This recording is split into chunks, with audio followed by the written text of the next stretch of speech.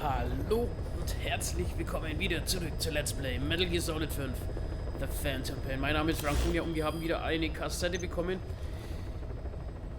die wir uns doch mal anhören werden. Und zwar Afghanistan heute.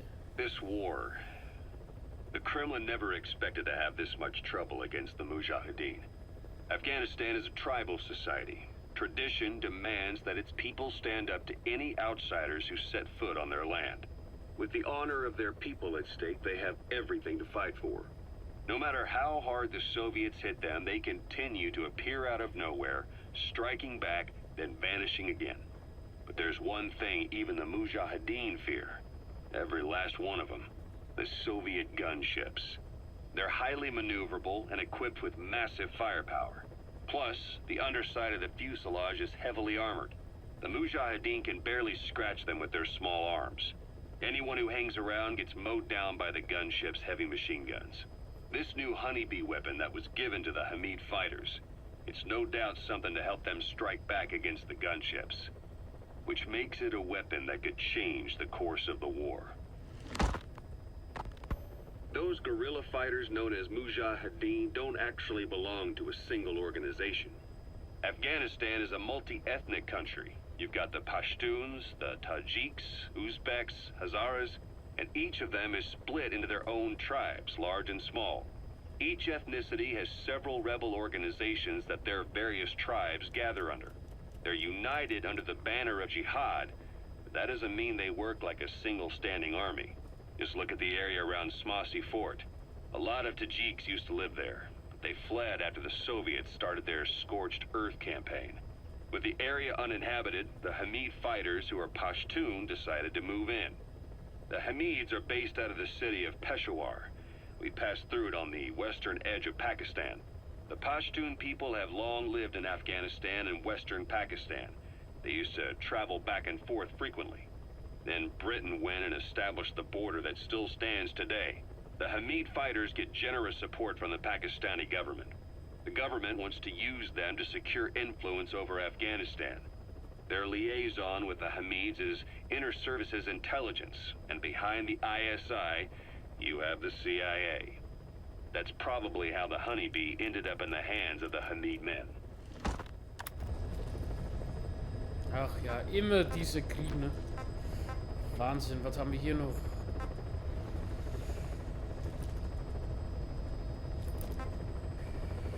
Machen wir das auch noch?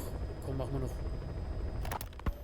Ocelot said the number of private forces is increasing, and they've modeled themselves after us. They're a far cry from the likes of us. But why? 9 years ago we made enemies of the world as a nuclear-equipped force, independent of ideology or state. Yes. Sooner or later, the real UN would have stepped in. So why are they giving these PFs free rein? That's our fault, too. What do you mean? What happened 9 years ago was a real problem for a lot of people. An organization as big as ours, with our facilities, was wiped off the map. Not an easy thing to hide. But if our existence came to light, so would the names of our clients. We had contracts all over, east and west, from superpowers to banana republics, the lot. Our clients denied all association with the likes of us. They had to make sure things didn't blow up on them. But at the same time, they missed us. They really missed us. The demand for armies for hire was as strong as ever. The international community turned a blind eye to what happened to us, despite still needing people who could do our jobs. History couldn't afford to lose us. As soon as we were gone, they needed a replacement. So private forces spread everywhere. And they're all just a phone call away. But still. I know. PFs are totally different from what we envisioned. Nation-states, revolutionaries, terrorists, they have a lot of clients, and Cypher is one of them. Cypher stays anonymous, but I know their work when I see it. In the eyes of those clients, the world's PFs are all just expendable pawns. The clients don't have to worry about losing their own men. Nobody knows they're involved, and PFs are cheap. In short, the world is chewing up soldiers and spitting them out. Even some of the old Mother Base's survivors are still working for PFs. Some guys created their own smaller forces. Others were taken on by emerging PFs. Everybody's gone their separate ways. But none of them are living their dream. because they're not fighting with you. Of course, I tried to headhunt as many of them as I could for Diamond Dogs. It was all a waste of time. They said they weren't interested without you to lead them, but now you're back. And everything's gonna change. We'll unite all private forces under you, transcending nations and economies.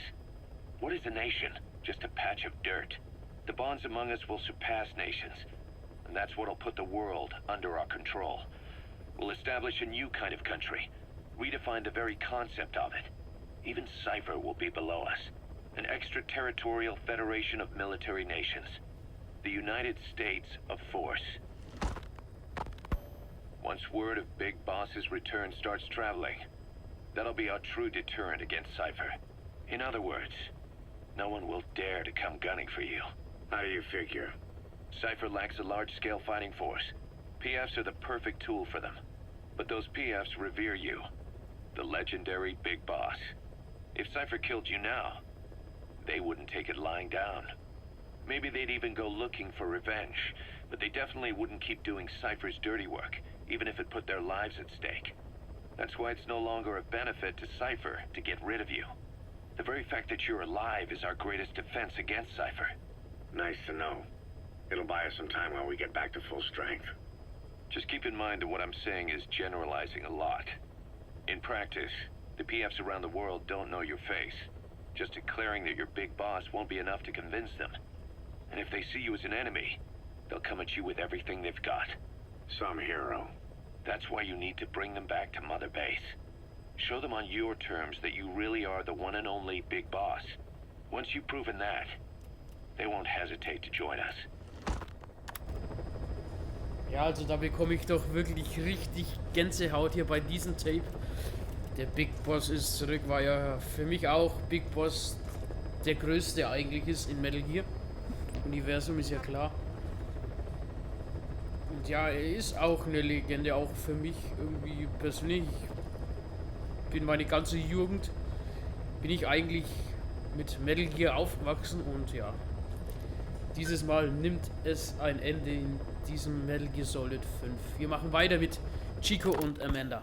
Snake, do you remember Amanda? Yeah, I do. Their revolution was a success. Somoza resigned, and Nicaragua has a new government. Amanda's really working hard for her country to be reborn. Good for them. She says she wishes Chico could be there. That revolution was the dream. For Amanda, for Chico, and their father. That chopper was no place for Chico to die. I'd like to at least think history will remember his part in the revolution. When you pick up a gun, there's always a chance you'll die for nothing. He knew that as well as the rest. Now that he's gone, it's up to the rest of us to decide what it was all worth. If we don't, there's nothing to prove that Chico ever lived at all. We're his mark on the world. Amanda told us that Strangelove contacted her after the revolutionaries came to power in Nicaragua. Strangelove, the AI researcher from Mother Base? I remember her. We'd lost touch with her, till Amanda heard from her out of the blue. She told Amanda she wanted to salvage Peace Walker's drive parts, or something from the bottom of Lake Nicaragua. Amanda passed the request on to her friends in the new administration. She's a national hero now, after all. So Strangelove got a Soviet military aircraft to transport something to somewhere. But apparently the cargo wasn't big enough to have been Peace Walker itself. So what was it? Who knows? We recovered Peace Walker's nuclear warhead ourselves 9 years ago. What could Strangelove have been after? Amanda said she didn't mention what her reason was or where she was headed. Nicaragua is a socialist state now. With Amanda vouching for her, the government didn't feel the need to concern itself with the details. All Strangelove told Amanda was that she was going to continue her research, and that the rest was a secret. Right before the attack, Huey was in the control tower to prepare for the inspectors. He was with them when it all went down. The control tower collapsed with the rest of it strut. His body was never recovered, but he was the one who met the inspection party when they arrived. And he was the one who showed the nuclear inspectors to the tower. You remember the way it went. First he recommends we agree to the inspection, then he gives them the okay without our permission, all the time acting as if he was doing us a favor. On top of that, he even had the guards disarmed that day. It would send the wrong message, he said.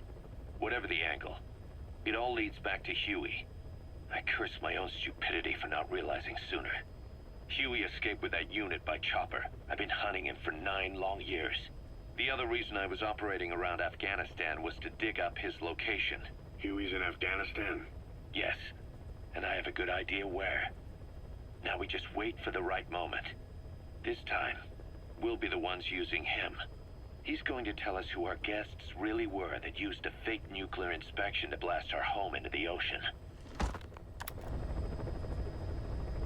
Ja, ich habe es mir schon damals gedacht, da ist doch irgendwas faul mit diesem Huey, weil er doch wirklich quasi darum gefleht hat, dass die Waffeninspektoren auf die Motherbase damals kommen.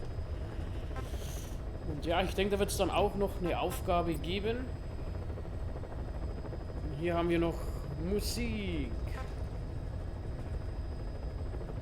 Ich würde es ja gern abspielen lassen, aber dann gibt es wieder Probleme mit YouTube. Darauf habe ich ehrlich gesagt keine Lust. So, gehen wir zurück. Was? Tagesbonus erhalten. Heutigen Tagesbonus. Bla bla bla. Motherbase. Belohnung. Was haben wir denn Schönes? MB-Münzen. Sehr schön, nehmen wir doch gleich was. So, ansonsten kehren wir zur Motherbase zurück, denn wir können unsere Motherbase weiter aufbauen. Und das werden wir heute mal machen. Haben wir ja Ende der letzten Folge. Haben wir ja quasi ein Erweiterungskit bekommen, da wir jetzt auch schon ein paar Soldaten mehr einberufen haben. Mehr oder weniger. Und ja, werde ich heute mal schauen, was da geht alles. So, Spiel fortsetzen. Weiter geht's.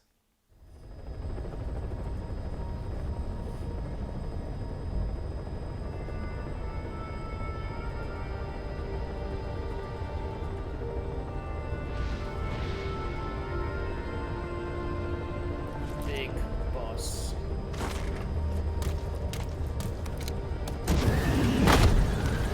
Ja, das ist ein klarer Himmel heute.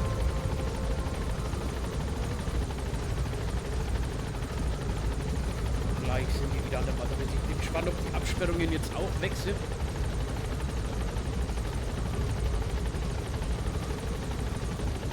Nein, sind leider immer noch da. Schade, ist noch alles hier im Bau. Aber Hideo. Ui, da ist mein Hideo.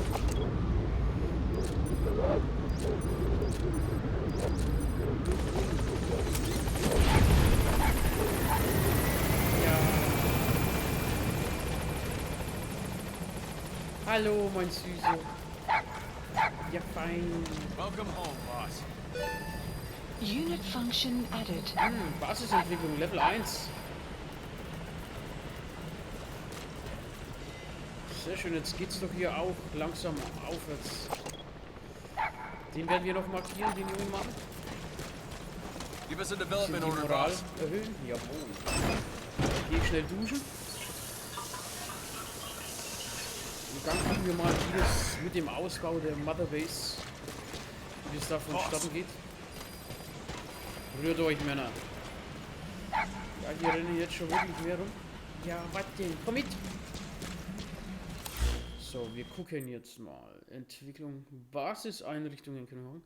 Zusätzliche Plattformen bauen. Mindestens eine Einheit hat die maximale Mitarbeiterkapazität erreicht. Indem Sie weitere Plattformen für diese Einheit bauen, können Sie auf Ihrer Basis mehr Personal unterbringen. Oh ja, und zwar Entwicklungsteam und Unterstützungseinheit. Die Basisentwicklung hat ja, wie gesagt, Level 1. Wir haben insgesamt 6 von 30. Das ist schön, das ist schön. Da werden wir mal hingehen. Basiseinrichtungen. So. Ich bin ja gespannt. Kommandoplattform. Eieieiei. Okay, das wäre eine Nebenplattform von der Kommandoplattform. 1 von 4. Entwicklungsplattform können wir noch nichts machen. Wir können wirklich eigentlich nur die Unterstützungsplattform uns bauen. Materiallager, ja. Eine Plattform der Unterstützungseinheit. Diese unterstützt ihre Aktionen im Operationsgebiet durch Nachschubabwürfe und Artillerieangriffe. Mit zunehmendem Personal und Einheitenstufe erhöhen sich die Angriffsarten und ihre Befehle werden schneller ausgeführt. GMP erforderlich 40.000, ja, das ist machbar. Einfaches Metall 1000, biologisches Metall ebenfalls 1000, ja. Die Basis verwalten, die bauen wir doch mal. Deckenanzahl erhöht sich von 0 auf 1, Unterstützungseinheit, Personallimit von 30 auf 40. Ach, Bauzeit 60 Minuten, cool. Commencing platform construction. Oh. Sie erhalten eine Mitteilung, wenn der Bau der Plattform abgeschlossen ist. Sie können sich in der Zwischenzeit auf Missionen begeben. Also diese eine Stunde, das ist real life. Ja, also es dauert jetzt eine Erdenstunde, sage ich jetzt mal. Sehr schön. Was können wir noch machen? Personalverwaltung. Ja, da habe ich aber im Internet gelesen, dass es sinnvoll ist, wirklich das automatische Zuweisung, das immer zu machen. Da hier da wirklich das Optimale meiner Männer und meiner Basis herausgeholt wird. Entwicklung, aber wo war... Ja, was denn? Warte mal. Sammlung, was haben wir da noch? Ach, der Real Beiplan, Dokument erforderlich für die Entwicklung von Riot MP Maschinenpistole.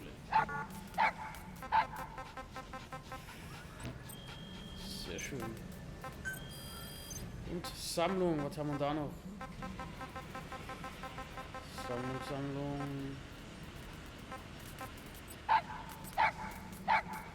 Ah, sowjetischer Soldat, stimmt, die Poster. Poster eines sowjetischen Soldaten in Hochformat und Poster eines Glamour Girls im Querformat. Wann haben wir die geholt? Ja, wir haben jetzt insgesamt 2 von 7. Nee, von 6, Entschuldigung. Souvenirfotos, da haben wir noch leider gar nichts. Ich würde gerne jetzt doch mal wirklich nochmal die Farbe ändern.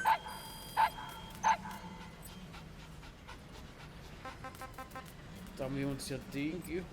Ja, und es wird auch wirklich langsam besser.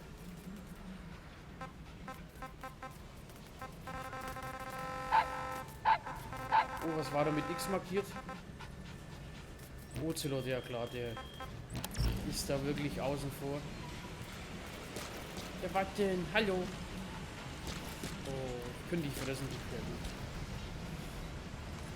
Okay, dann, wenn wir das nächste Mal, denke ich mal, hierher kommen, wird es hier schon wieder anders ausschauen, ne? Mein Süße. Ja, fein. Schade, dass ich nicht streicheln kann.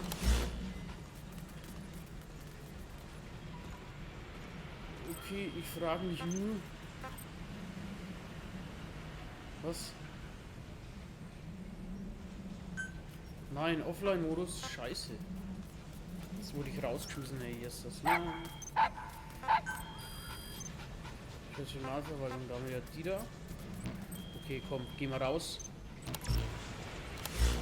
Und wir gehen zur Mission.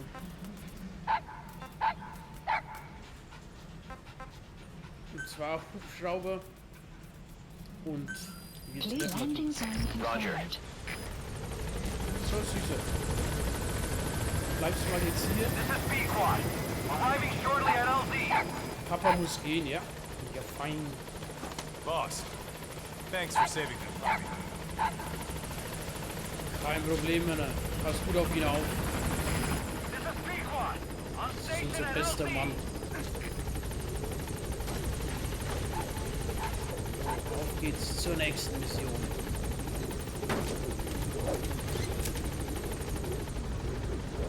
Bleib da, mein Kleiner.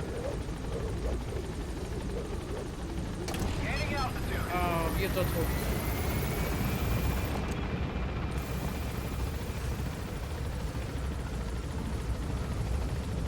Ja, das sieht schon richtig cool aus. Unsere Einheit. Ich würde auch gern diese Plattform hier weitermachen. Dass das dass hier mal alles öffentlich wird, beziehungsweise alles begehbar wird. So, jetzt mal gucken. Ja, CQC überfallen, bla bla bla. So. Motherbase Seychellen. Dann gucken wir mal. Ich gucke da nochmal auf die Motherbase. Ah, hier, ich kann nur hier anpassen. Okay. Emblem, Bastion, Grundfarbe. Ich weiß nicht, dann nehmen wir doch mal. Ja, ich habe mir wirklich gedacht, die graue oder die da. Wir schauen uns jetzt mal die an. Jo, Anpassung anwenden, jawohl. So. Gesamtspielvorsprint. Wir machen, ich gucke jetzt mal auf die Basiseinrichtungen. Kommandoplattform erhöht die maximale Kapazität für das Personal aller Einheiten. Ja, aber was brauche ich da für Männer?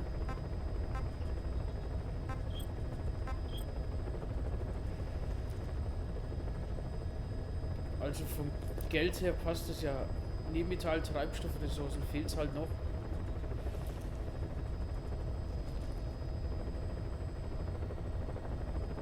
Okay. Gut, dann zurück. Ups, wieder falscher Knopf. Zu der Missionsleiste und machen wir mal wieder eine Nebenoperation. Holen Sie den Elite-Soldaten heraus. Leider kann ich da keine Kassette mir anwählen. Und hätte ich gesagt, machen wir das dann in der nächsten Folge. Liebe Freunde, in diesem Sinne wünsche ich euch noch einen schönen Tag. Heute mal wieder ein paar Kassetten uns angehört und die Motherbase erweitert, die wir in einer Stunde uns mal genauer anschauen können. Aber da machen wir erst mit einer Nebenmission weiter. In diesem Sinne, danke fürs Zuschauen und bis zum nächsten Mal bei Let's Play Metal Gear Solid 5 für Phantom Pain. Euer Frankonia. Ciao.